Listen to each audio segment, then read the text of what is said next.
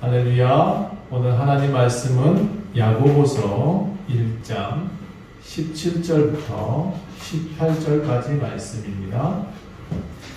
야고보서 1장 17절부터 18절까지 말씀, 신약성경 371페이지에 있습니다. 신약성경 371페이지 야고보서 1장 17절부터 18절까지 함께 읽겠습니다. 온갖 좋은 은사와 온전한 선물이 다 위로부터 빛들의 아버지께로부터 내려오나니 그는 변함도 없으시고 회전하는 그림자도 없으시니라. 그가 그 피조물 중에 우리로 한 첫 열매가 되게 하시려고 자기의 뜻을 따라 진리의 말씀으로 우리를 낳으셨느니라. 아멘. 오늘은 믿음의 사람이란 제목으로 말씀드리도록 하겠습니다. 지난주까지 우리는 요한복음을 했었지요. 요한복음의 예수님을 보면 저는 이 땅에 오셔서 구약과 신약을 우리에게 직접 보이신 분이다 라고 저는 설명합니다. 그리고 하나님이 만드신 사람이 어떤 생각을 하고 살아야 될지를, 또 어떤 말을 해야 할지를 분명히 가르쳐 주셨다고 저는 믿습니다. 저는 요한복음을 해서 구약과 신약의 예수님을 잘 나타내는 책이라고 설명합니다. 예수님은요, 교리를 만들지 않으셨습니다. 강요도 하지 않았어요. 그는 몸으로 보이셨고 끝까지 기다리셨고 사랑해 주셨습니다. 저는 성경을 읽으면서 예수님을 또 믿으면서 그분이 하신 일 가운데 흠잡을 만한 것을 본 적이 없습니다. 혹시 여러분이 성경책 펼쳐가면서 예수님 나빠 라고 말한 적이 흠을 잡을 수 있는 것이 있을까요? 본 적이 있나요? 저는 못 봤어요. 저는 예수님이 저희들한테 가르치실 때 완전히 강요식으로 가르쳐 주시는 적이 한 번도 없기 때문에 전 받아들이기 너무 쉬웠어요. 저는 몽둥이 들면 도망가는 스타일이라 몽둥이 든 사람은 싫어요. 근데 예수님은 한 번도 몽둥이로 때린 적이 없어요. 성경을 보면서 저는 예수님이 너무 좋습니다. 자, 그런데 살면서 보니까 자칭 예수님을 믿는다는 사람들, 근데 그 믿는다는 사람들이 예수님을 가르치는, 예수님에게 배운 거 맞나 싶을 때가 많이 있습니다. 예수님이 가르치신 모습과는 전혀 다른 삶을 살고 있고, 또 미워하고 시기하고 질투하고, 그게 교회 안에서 다 있더라고요. 아마 10년 전에도 그랬던 것 같고 10년 후에도 여전히 그걸 느끼며 살고 있는 것 같아요. 그래서 정말 많은 교회들이 예수님을 믿는다고 하는데 실제로 나타내고 보여주는 신앙, 예수님의 모습으로 우리가 살고 있지 않는가 한번 다시 한번 점검해 봤으면 좋겠다 생각합니다. 저는 이 코로나가 너무 감사해요. 우리에게 진짜 회개할 기회를 주셨다고 생각합니다. 코로나로 인해서 회개가 뭔지를 진짜 알게 될 것 같고 교회가 뭔지 진짜 알게 될 것 같아요. 우리 교회들이 진짜 회개하고 진정으로 회개하고 하나님 앞에 온전히 서게 되면 저는 이 코로나가 아닌 뭐가 온다 할지라도 다 도망갈 것 같아요. 우리가 진정으로 회개하고 기도할 수 있다면. 자, 오늘은 뭐 비판하려는 것이 아니고요. 제가 항상 비판을 많이 하다 보니 사모님이 그만하라 그래서 비판보다는 우리가 좀 더 좋은 방향으로 나아가신 방향들을 좀 이제 생각해보고자 여러분과 함께 생각했으면 좋겠습니다. 진짜 예수님으로부터 좀 더 가까워진 삶, 예수님께 한 걸음 더 나아가는 삶이 되시기를 바라기에 오늘 야고보서를 선택했습니다. 이 야고보서의 주제는요, 저자는 주의 형제 야고보다라는 말이 있습니다. 본문의 내용에서 주의 형제 야고보다라는 내용은 안 나오지만 이 갈라디아서 1장 19절에 보면 주의 형제 야고보가 전한 내용이다라는 내용이 좀 알려져 있고요. 근데 이 사실 야고보라는 이름이 참 많이 있습니다. 성경을 보면 마리아와 요셉 사이에서 난 예수님의 젖동생인 마리아가 있고요. 야고보가 있고요. 이 마리아와 야고보도 자꾸 헷갈리네. 마리아도 많고 야고보도 이름 많습니다. 그 당시 요셉이라는 이름도 많고요. 그래서 도대체 이 책의 저자가 누구냐? 학자들은 분분합니다. 이 책의 저자가 주의 동생 야고보다, 아니면 뭐 예수님의 제자 중에 하나였다. 그런데 여러 논란이 있음에도 불구하고 여러분은 그저 성경에 있는 야고보 한 분만 쳐다보셨으면 좋겠습니다. 저희들이 연구할 테니까요, 그거 너무 고민하지 마시고 이렇게만 단순히 보세요. 주의 형제 야고보가 이 글을 썼다라는 것, 그리스도의 종 야고보가 12지파에게 썼다라는 이 내용만 보세요. 자, 12지파에게 보냈다. 그런데 이 야고보는 이방인들한테 말씀을 전한 게 아니에요. 여기에 보니까 흩어져 있는 12지파라 했으니까 그 당시에 유대인들을 대상으로 썼다라고 보는 것입니다. 더 정확히 말하면 믿는 사람들에게 이 야고보서를 보냈다는 겁니다. 다시 말해서 지금 여러분에게 쓰는 편지다라고 보시면 좋겠습니다. 저는 어느 날부터 성경이 저한테 하는 말로 들리거든요. 저는 여러분이 이 성경을 읽을 때마다 예수님이 여러분한테 하는 얘기로 들렸으면 참 좋겠습니다. 이 야고보서가 그런 이야기를 하고 있습니다. 야고보는 그리스도인들에게, 믿는 사람들에게 가르쳐주고 싶은 내용이 이상하게 처음 주제가 예수님 믿으면 행복해 뭐 이런 내용으로 시작하지 않고 시험이라는 단어로 시작합니다. 그래서 이 시험 딱 첫 9절, 2절 보고 난 다음에 딱 덮어버리고 싶을 때도 한두 번이 아니었어요. 처음에, 어릴 적에는. 왜냐하면 저는 참 여러 가지 시험을 많이 당하며 살아왔기 때문에 도대체 나한테 왜 그러세요? 이런 원망도 저한테 참 많이 했던 것 같아요. 하나님, 도대체 저한테 왜 그러시는 거예요? 이런 시험을 안 주셔도 되는데, 이렇게 했던 기억이 있습니다. 근데 이제 조금씩 연구하고 조금씩 이 성경을 알게 되면서 이게 그런 시험이 아니라는 것을 알게 됐습니다. 여기서 말하는 시험은 단순한 테스트가 아니에요. 믿음의 시련을 통한 시험이다 라고 말하고 있습니다. 한번 따라해 볼까요? 믿음의 시련을 통한 시험. 믿음의 시련을 통한 시험. 이 발음도 어렵다 그렇죠? 이 믿음을 지키려다 보면 여러 가지 시험이 옵니다. 이 믿음의 시련이 있는 거죠. 마치 예수님이 처음 공생애를 시작했을 때 마귀에게 시험 받으셨던 것처럼 신앙인도 세상과 교회 사이에서 처음에는 방황을 하게 됩니다. 교회를 바꿔도 방황이 오대? 참 신기하대요. 그런 테스트가 조금씩은 있나 봅니다. 그런데 여러분, 저는 어릴 때 목사님들이 설교한 내용 중에 이런 내용이 있었습니다. 교회와 세상을 분리해라. 너는 교회 공간에 들어왔으니까 이제 하나님 사람이고 너는 세상 사람이 아니야. 이렇게 말을 하는 것을 전 들었습니다. 저는 그것이 맞는 줄 알았었습니다. 그래서 이제는 나는 세상에서 분리돼서 살아야지. 그런데 제가 해보니까 분리가 안 되더만요.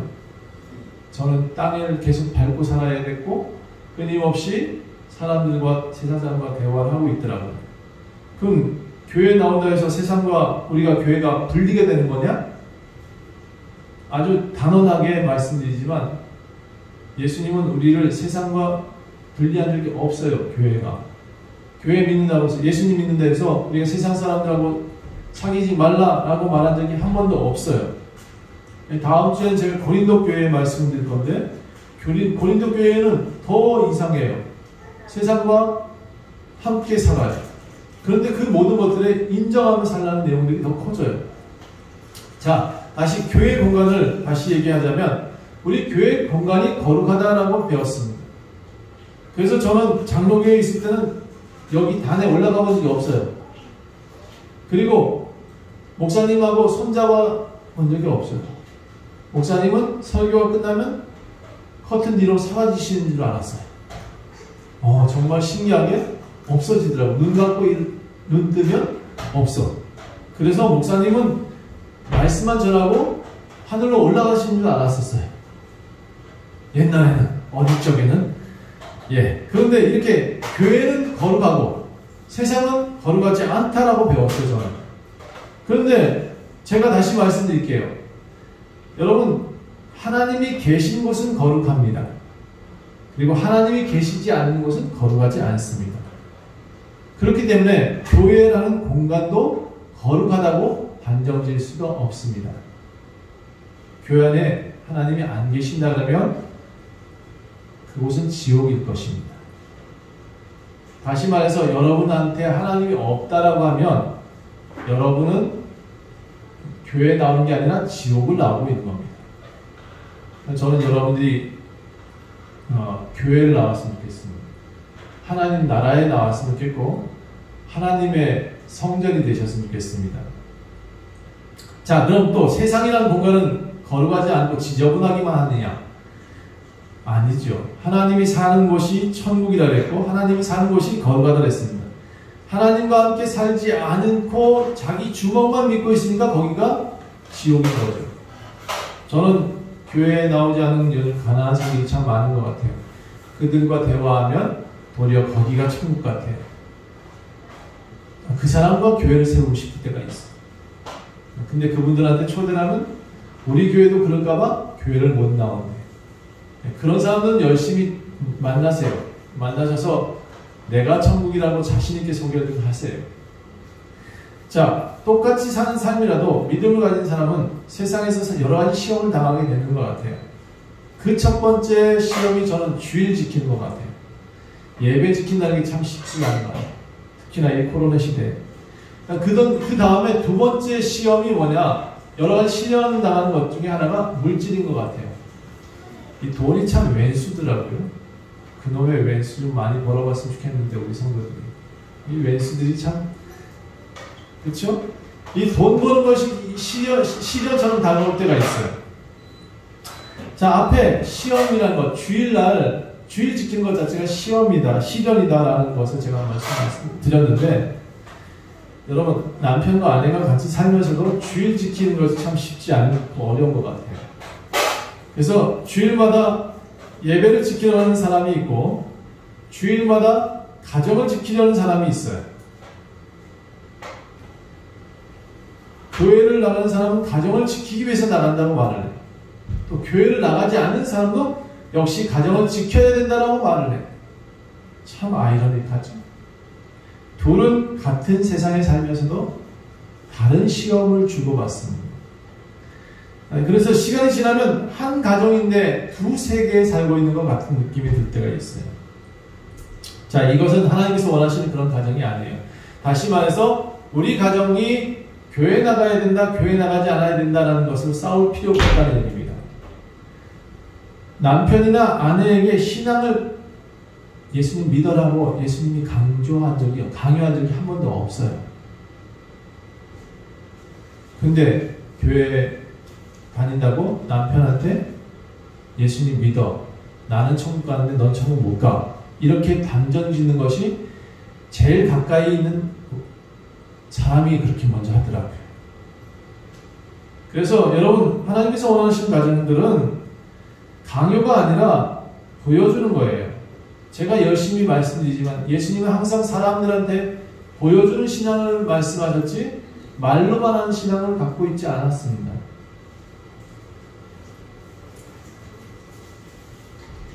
자기를 죽이려는 유대인들조차도 당신은 칼을 겨누고 달려온 말고의 귀도 붙여주시는 분이세요.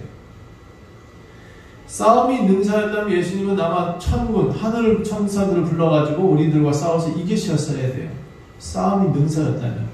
하나님은 한 번도 그렇게 하지 않고 당신이 모든 세상의 짐을 십자가의 짐으로 이기셨습니다. 여러분, 이게 저는 여러분 가정에서 이길 수 있는 방법이다라고 생각을 해요. 다시 말해서 그런 작은 분란도, 작은 시련도 이길 수 있는 방법 자체는 저는 십자가다라고 생각을 하는 겁니다. 남편 바꾸지 말고 먼저 신앙인 되는 모습이 갖춰졌으면 좋겠다라는 것입니다. 내가 좀 더 신앙의 모습으로 다가가십시오 라고 부탁드리고 싶은 거예요.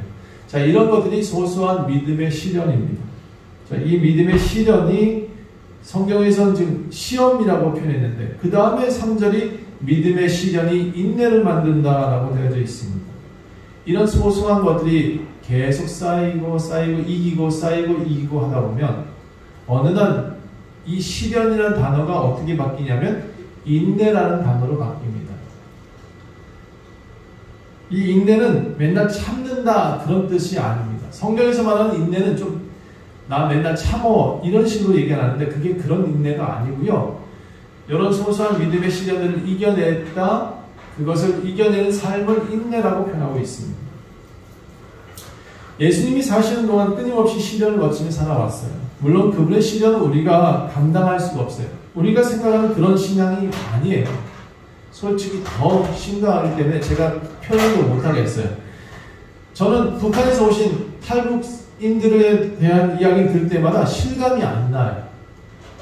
왜냐하면 제가 죽음의 강을 건너온 적이 없어요. 그래서 제가 그분들의 시련을 감히 얘기할 수가 없어요. 그래서 제가 말하는 시련은 여러분들 다 아는 시련이에요. 제게 듣는 이 경험적인 시련은요, 아주 작은 거예요. 우리 박미양 성도님처럼 일본 가서 고생도 안 해봤고, 지금도 힘들지 않는 그런 모습으로 내가 성도들의 어려움들을 시련이라고 표현하기가 참 어려워요. 그런데 저는 이상해. 많은 사람들이 그 시련을 겪은 것처럼 표현하면서 시련을 이기라는 그 말하는 사람들은 도대체 이해를 잘 못하겠어요. 다만 여러분 제가 겪은 시련을 조금 얘기해 볼게요. 이거는 이기는 삶이 저도 인내의 삶이 됐고 지금의 여기까지 온 삶이 됐으니까 저는 믿음을 지키며 살았어요. 첫 번째. 그리고 이런 시련들이 계속 와요. 교회를 지키기 위해서 참 많이 힘들 때가 있었고 때로 가족들이 힘들어하는 모습 보고 저는 뒤돌아서 울기도 했고 믿음을 지킨다는 것 자체로 가족들한테 욕도 들었고 그랬어요. 때로 한계에 부딪혀가지고 뒤돌아서 이제 더 이상 하지 말까? 포기해볼까? 그런 생각도 해본 적도 있었어요. 하지만 저는 다 이겨내고 있는 것 같아요. 한 사람 얼굴 볼 때마다 우리 성도님도 얼굴 한 분 볼 때마다 내가 왜 이랬지? 다시 일어나고 했던 것 같아요. 그럴 때마다 한 분씩 오셔서 저에게 힘이 되어 주셨던 것 같아요. 여러분, 그런데 분명한 것은 여러분이 어떤 시련이라도 이겨내시라는 것은 분명히 말씀드리고 싶습니다. 이겨내보세요. 그러면 분명히 여러분은 단련되어지고 시련이 아닌 인내가 되고 인내가 사람을 만듭니다. 단순한 사람이 아니라 강하고 믿음 있는 사람으로 만든다. 그래서 분명한 것은 여러분이 어떤 시련이 온다 할지라도 그 모든 시련은 반드시 이겨내셔야 됩니다. 따라합시다. 이겨냅시다. 이 땅에 살아가는 동안 믿음을 지킬 수 있어야 됩니다. 언제 부르실지 모르지만 사는 날 동안 그래도 열심히 매일 시련을 이겨내며 살아야 됩니다. 그것을 목적으로 해야 돼요. 저는 많은 연예인들 좀 알고 싶어요. 진짜 쫓아가서 나 좀 사귀자 하고 대화 좀 해보았으면 좋겠어요. 그 아이들이 어느 날 갑자기 별이 되는 것을 봅니다. 너무 안타깝지 않아요? 주변 사람들이 갑자기 마흔에 가버려요. 아니 그 젊은 나이에 20대에 잠깐 스타가 됐다가 40대 스타가 아니라고 죽어버리면 어떡하자는 거예요. 여러분 이런 시련들을 조금씩 이겨낼 수 있는 사람들이 되셔야 됩니다. 그래서 시련은 어떤 사람한테는 크게 올 수 있지만 어떤 사람들한테는 작게 옵니다. 우리는 매일 넘어져 봐야 일어선다고 말씀드렸죠. 매일 넘어지는 것이 인간이라고 했습니다. 인간은 넘어질 수밖에 없는 존재예요. 그래서 예수님의 손을 붙잡고 우리는 기도하고 예수님의 손을 붙잡고 사는 것 아니겠습니까?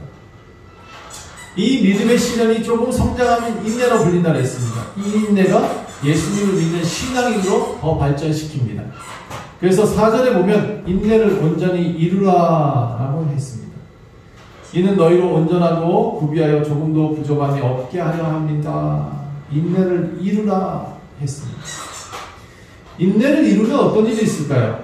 온전하게 성장하고 부족하지 않은 사람이 되어진다 라고 되어져 있습니다. 제가 사람이라고 표현했죠. 인내가 쌓이면 사람이 된다. 인내가 사람을 만들더라고요. 처음에는 사람이 좋아서 나갔다가 시간이 지나니까 신앙심이 됐어요.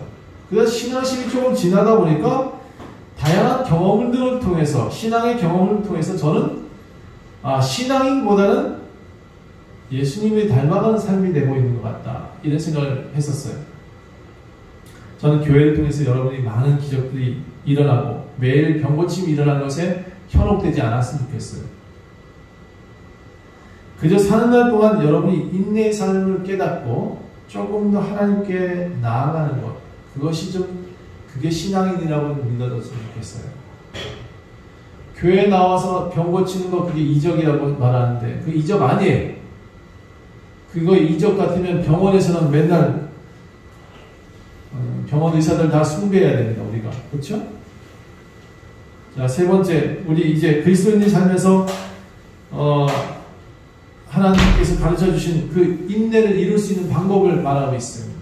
뭐라고 했냐면 기도해라 라고 되어 있습니다.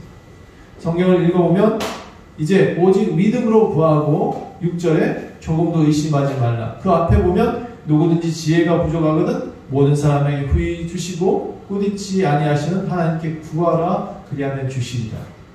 인내를 이룰 수 있는 방법은 기도다라는 겁니다. 그런데 이 기도도 좀 잘못 알고 있는 사람들이 많아요. 기도하면 마치 도깨비 방망이처럼 기도를 하는데 저는 그걸 좀 이해를 잘 못하겠어요. 우리가 기도해야 될 것은 지혜라고 표현하고 있습니다. 지혜. 이 세상 사람들은 하나님께 기도하는 것을 하긴 하는데 도깨비 방망이를 해서 구하는 것이 저는 문제라고 생각하는 거예요. 다우다우만 배웠어. 교회에 나와서도 그것만 배운 것 같아요. 진짜 기도를 가르쳐 드릴게요. 따라해 봅시다. 기도, 지혜입니다. 나에게 지혜를 주시옵소서 하고 하는 것이 기도의 제목이 되시고 목적이 되시고 최종 기도의 방법이 되셔야 됩니다. 방언하지 말라는 얘기가 아니에요. 하나님께 기도하지 말라는 얘기도 아니에요. 하나님께 구하는 기도는 오직 믿음으로 구하고 조금 의심하지 말아라. 이 얘기는 뭐냐면 지혜의 기도를 구할 때 의심하지 말라는 얘기입니다. 하나님은 지혜를 주실 때는 후히 주셔요. 꾸짖지 않고 주십니다. 그런데 도깨비를 달라고 그러면, 도깨비 방망이 달라고 그러면 꾸짖으셔야 되는 게 맞는데 그 또한 잠잠하실 때가 많아요. 제 아들이 저한테 키를 달라고 하면 저는 안 줘요. 역시 자격을 얻었을 땐 줄 거예요. 지혜는 그런 겁니다. 이 지혜는 의심하지 않고 받을 수 있는 아주 좋은 기도 제목 중 하나죠. 믿음으로 구한 것이면 하나님 주십니다. 그리고 하나님께 구하는 것 지혜 이상도 없고 지혜 이하도 없어요. 저는 이 지혜가 곧 하나님께서 주시는 하나님의 마음이다라고 저는 믿습니다. 자, 오늘 하나님께서 이기기 원하시기 때문에, 여러분한테 인내하기 원하시기 때문에 이 지혜를 설명하신다는 것입니다. 그리고 이제 두 마음을 품으면 이런 것을 받지 못한다라는 말이 이제 8절에 나옵니다. 기도하는데 이런 사람들은 줄 게 없게 생각하지 말아라. 두 마음을 품으면 기도가 안 온다, 응답이 안 온다. 다시 말해서 지혜가 안 온다라는 것으로 이해하시면 좋겠습니다. 왜 지금 그 다음의 내용들이 9절과 10절, 11절이 나오냐? 여러분, 두 마음에 대한 이야기를 하고 있는 겁니다. 두 마음을 가진 사람은 이렇습니다. 나는 교회를 나와. 그런데 하나님께 기도할 때마다 지혜를 달라고 하지 않고 돈을 달라고 합니다. 그게 두 마음이에요. 다시 말해서 나한테 이길 힘을 주세요 라고 말하지 않고 하나님 이것을 해결해 주세요 라고 말합니다. 이게 두 마음이에요. 하나님을 믿으면 하나님 나는 이것을 이길 수 있는 지혜를 주세요 라고 하는 것이 옳은 기도입니다. 그래서 야고보 9절, 10절을 따로 띄워놓고 이제 설명하시는 분이 많은데, 이건 부자한테, 야, 부자야, 너는 이렇게 낮은 마음으로 살아야 되고, 너는 낮은 사람은 높은 마음으로 살아라. 이렇게 단순하게 말하는 게 아니에요. 그러면 이상해요. 이 구절이 여기 9절과 10절, 11절에 삽입된 게 좀 이상하게 느껴집니다. 단순히 띄워놓고 설명할 수가 없는 거예요. 그래서 9절, 10절, 11절은 두 마음 품은 사람들의 이야기예요. 낮은 형제는 자기의 높음을 자랑하라라고 되어 있습니다. 낮은 형제가 자기 높은 것을 자랑하라는 의미는 앞에 문맥을 보면 지혜를 가진 자는 낮은 지혜를 가지고 있다 할지라도 가난한 삶을 산다고 할지라도 자기가 가진 지혜를 자랑하라라는 의미를 가집니다.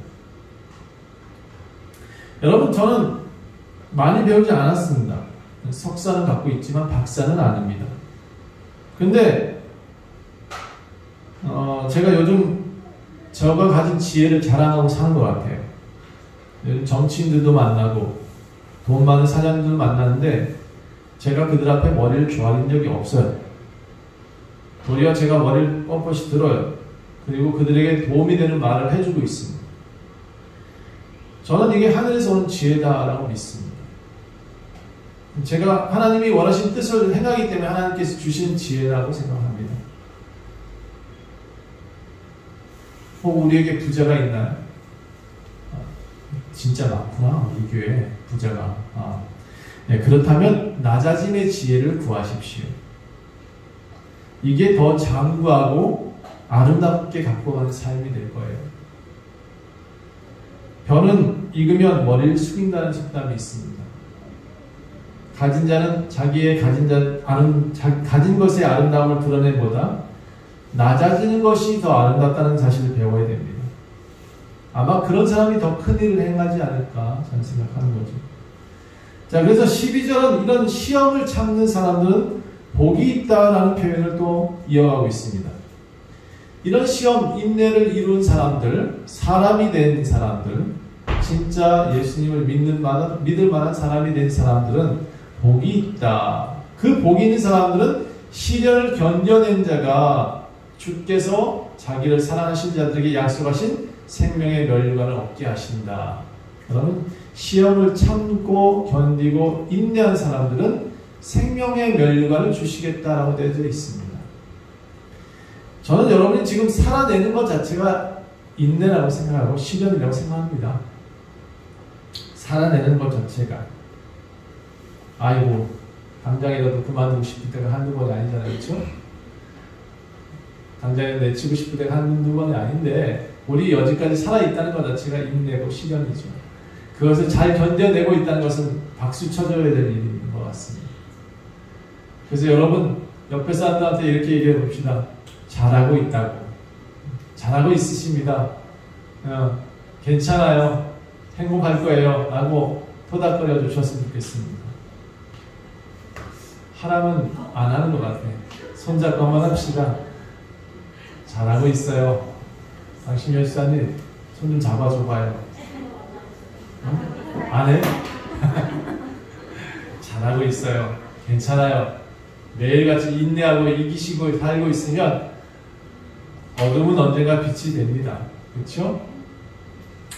저는 이렇게 말하는 사람들이 하나님께서 허락하시는 믿음과 신앙과 그런 모든 것의 삶을 이겨내실 수 있는 사람이 될 것이다 믿습니다. 여러분, 근데 이 시험이 마귀의 시험과도 혼돈하지 않았으면 좋겠습니다. 여기 많은 사람들이 시험 받을 때 이렇게 말을 하더라고요. 나 요즘 하나님께 시험 받고 있어. 한 번도 이제 그런 말 하시면 안 됩니다. 오늘 분명히 성경은 말합니다.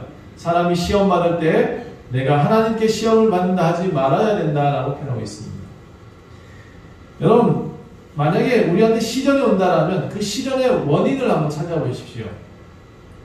이 시련이 과연 왜 왔을까? 전 가끔 물어요. 하나님, 제가 뭐 잘못했나요? 라고 물어봐요. 이게 하나님께로부터 온 게 아니기 때문에 저는 가끔 제가 잘못한 것이 있나요? 라고 물어봐요. 이건 왜 시련이 왔냐? 여기 성경을 표현한 내용을 보면 마귀한테서 시험을 받는다 했지 하나님께 시험을 받는다고 표현하지 않았어요. 하나님은 악에게 시험을 받지도 아니하시고 친히 아무도 시험하지 아니하신다. 여러분, 심판은 예수님이 하시는 게 아니에요. 심판하러 오신 분이 아니에요. 예수님은 구원하러 오셨지. 그리고 하나님은 시험하려고, 사람을 시험하려고 이 땅에 오신 게 아니에요. 그럼 예수님은 뭐 하러 오셨다고? 구원하러 오셨다고 했죠. 하나님은 우리를 시험하시는 분이 아니라 우리한테 뭐를 하기 원하시냐? 그 뒤에 보면 17절에 온갖 좋은 은사와 온전한 선물이 다 위로부터 온다. 빛들의 아버지께로부터 내려온다. 하나님은 우리에게 좋은 선물 주시러 오신 분이세요. 좋은 은사. 그러니까 다음부터 무슨 어려운 시련이 오거든 이렇게 말을 하세요. 내가 뭐 잘못했구나. 악에게 뭔 시험을 받고 있구나. 이렇게 말을 해야지. 하나님 나를 또 왜 시험하시나이까? 이렇게 말하면 안 된다는 얘기입니다. 하나님은 시련을 주시는 분이 아니세요. 왜 이런 어려운 시련이 자꾸 오는가, 반복되어지는가 보면 구약에서는 그를 죄라고 표현했고 신약에서는 이것을 여기에는 악에게 시험받는 이유를 말하고 있습니다.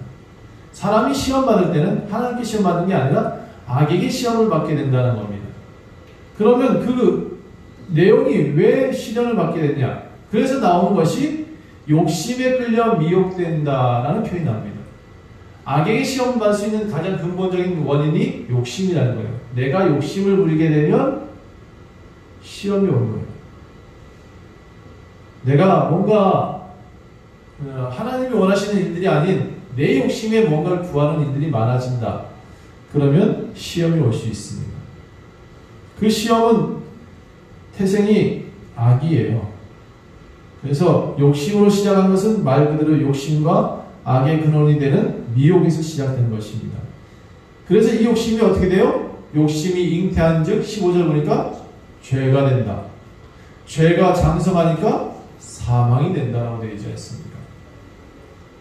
하나님은 절대로 사망에 이르라고 주신 분이 아니세요. 그러니까 우리가 욕심을 많이 부리고 있지 않는가? 시련이 많으면 그런 것들 한번 생각도 해보고 시험이 많으면 그런 것도 조금 생각해 볼 필요가 있습니다. 자, 그래서 이제 하나님께서 주시는 것은 뭐냐? 하늘로부터 오는 것은 온갖 좋은 은사와 선물이다 라고 말하고 있습니다. 하나님은 우리에게 온갖 좋은 은사와 선물을 내려주십니다. 아버지는 자녀에게 뱀을 주지 않습니다. 아버지는 자녀에게 떡을 주시죠. 좋은 것 주시는 분이십니다. 우리가 당신이 만드신 최고의 피조물이 되기를 원하셨고 당신이 원하시는 첫 열매가 되기를 원하십니다. 자기의 뜻을 따라 진리의 말씀을 전하는 그런 존재로 만드셨습니다. 우리는 하나님께서 낳아주셨다라고 표현하고 계십니다. 나는 하나님의 낳은 자식이야. 여러분 이것도 한번 따라해볼까요? 나는 하나님이 낳은 자식이에요. 나 우리 아버지한테 낳았는데요? 맞죠. 아버지께 낳았죠. 우리 아버지에게 낳았지만 여기서 말하잖아요. 하나님은 뭐라고 표현하냐면 너는 내가 낳았다. 하나님이 그렇게 말씀하고 계시는 거예요. 그러니까 그건 믿어요. 그냥 하나님께서 낳았다고. 그리고 그렇게 살아요. 나 하나님의 아들, 딸이야 라고 사는 사람은 하나님의 아들, 딸이고 나는 세상의 아버지의 아들이야 라고 하면 세상의 아버지의 아들로 사는 거예요. 내가 믿는 바대로 살아가게 되는 것입니다. 저 요즘 이렇게 살잖아요. 나는 멋있는 사람이야. 그랬더니 진짜 멋있는 사람이 되는 것 같아요. 여러분도 하나님의 사람이라고 외치며 살 수 있었으면 좋겠습니다. 하나님께서는 다시 한 번 말씀드리지만 결코 악으로 시험하지 않으십니다. 하나님께서 주시는 시련은 시련이 아니고 인내를 만들기 위한, 사람을 만들기 위한 과정입니다. 그래서 이것을 테스트 또는 시험, 시련, 이것을 단순히 단어 하나만 보지 마시고 하나님이 나를 이끄시는 방법 중에 하나로 보셨으면 좋겠습니다. 제가 아이들 어릴 때는 매를 좀 댔었어요. 근데 지금은 매를 한 대도 안 됩니다. 도리어 지금은 제가 더 끊는 거 알아요. 못 때리니까 더 아파, 마음이. 그래서 열심히 빌어요. 아들아, 좀 해줄래? 하고. 요즘 그게 상책인 것 같아요. 여러분, 저도 사람이 되고 있는 것 같아요. 아이들을 사랑할 수 있는 아버지가 됐으면 참 좋겠습니다. 하나님께서 주시는 시련은 견뎌내시면 내실수록, 이게 지금 많이 좀 어폐가 있어요. 하나님 주신다는 거냐, 안 주신다는 거냐. 시련은 하나님이 주시는 게 아니고요. 시련은 우리가 스스로 조금씩 겪어가면서 하나님께로 나아가는 겁니다. 그래서 문맥이 그렇게 표현되어 있으니까 그렇게 쓰는 건데, 아무튼 하나님께서 주시는 시련은 견뎌내셔야 됩니다. 그리고 이 견뎌냄이 인내를 만들고, 이 견뎌냄이 결국 사람을 만들어요. 이 사람은 하나님이 원하시는 그런 사람이 되고요. 하나님께서 주시는 그 모든 것을 통과한 사람에게는 하늘로부터 온갖 좋은 것, 온갖 좋은 은사, 좋은 선물이 다 오게 되어 있다는 겁니다. 그래서 야고보는 이걸 비밀로 여러분한테 가르쳐주고 있습니다. 이 과정을 잘 이겨내셔서 하늘로부터 좋은 거 받자고요. 오늘 집에 가서 좋은 게 뭔지 한번 써봐요. 내게 가장 좋은 것 주세요 하고, 이런 모든 시련을 이겨내왔으니까 내게 좋은 것 주실 것을 믿고 하나님께 구해봤으면 좋겠습니다. 박정희 집사님 좋은 것 주시길 원합니다. 그동안 많이 아프셨기 때문에 이제는 안 아프고 정말 튼튼하게 사셨으면 참 좋겠다. 우리 박미연 선생님도 이제 행복했으면 좋겠습니다. 네, 정말 많은 것들을 살면서 겪은 고난이 많잖아요. 이제 하나님을 믿고 하나님의 자녀가 됐으니까 행복한 삶이 됐으면 좋겠습니다. 우리 사업하는 가정들은 다 사업에 정말 성공할 수 있었으면 좋겠습니다. 여러분, 모든 것이 다 조금씩 삐걱대면서 가고 있지 않습니까? 그래도 굴러는 갑니다. 저는 여러분들이 제대로 굴러가고 있다고 생각합니다. 오늘 여러분의 좋은 선물을 하나님께 주시길 믿고 감사드리며 여러분의 모든 삶이 축복되기를 원합니다. 기도하겠습니다. 하나님, 살면서 여러 번 넘어졌습니다. 그러면서도 넘어져 있지 않았습니다. 우리는 일어나고 있습니다. 인내하고 있습니다. 그리고 하나님이 원하시는 그런 사람으로 자라가고 있습니다. 하나님, 우리를 축복하여 주시옵소서. 우리가 이 모든 것들을 이겨내며 주님을 더욱 사랑하며 살겠습니다. 하나님, 오직 주님만이 우리에게 좋은 것 주시는 분이심을 믿습니다. 우리에게 좋은 것을 허락하신 주님, 우리를 행복한 삶으로 이끄소서. 오직 주님과 함께 거닐고 주님과 함께 찬양하며 사는 기쁨의 삶을 추구하고 원합니다. 감사드리며 예수 그리스도의 이름으로 간절히 기도합니다. 아멘.